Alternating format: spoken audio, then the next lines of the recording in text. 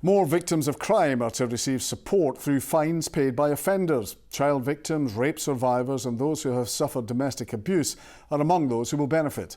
This can include help with essentials like food and clothing and emotional support.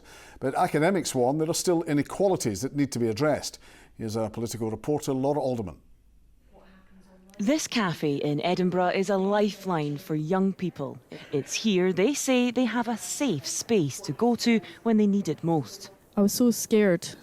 I didn't want to tell anyone, but I knew I had to tell somebody. I had to reach out to somebody, and they've just been there every step of the way. There's been no judgment. They've really encouraged me to get back out into the community and get back to myself. And it's okay. None of this was my fault. This organisation is one of 12 to have benefited from a fund where criminals are made to pay to support victims. When an offender is found guilty and made to pay a court fine, they're also made to pay a victim surcharge. This money is then distributed to organisations like this one, with more than £1 million being handed out already. Vivian's family relied on this support for their young daughter. She can still get up through the night, being quite scared. She can be quite scared if she sees someone that maybe looks like the offender. Our daughter was 11, so you then fall through like this initial fall of cracks as to where to go for support. CAMHS is an amazing service as well. Again, it's a 2-year waiting list.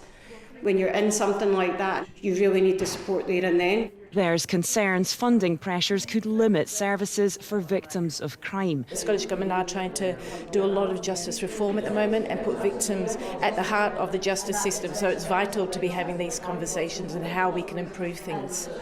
The number of victims of crime in Scotland has halved since 2008, but academics warn there are still inequalities to be addressed. For people, particularly young people who experience financial hardship, for people that are in unstable accommodation, and for people that are living in poorer areas, we know that their likelihood of being a victim actually hasn't gone down.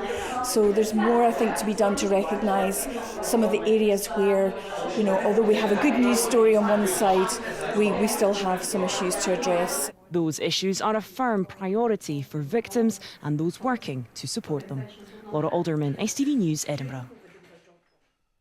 Other stories in the West.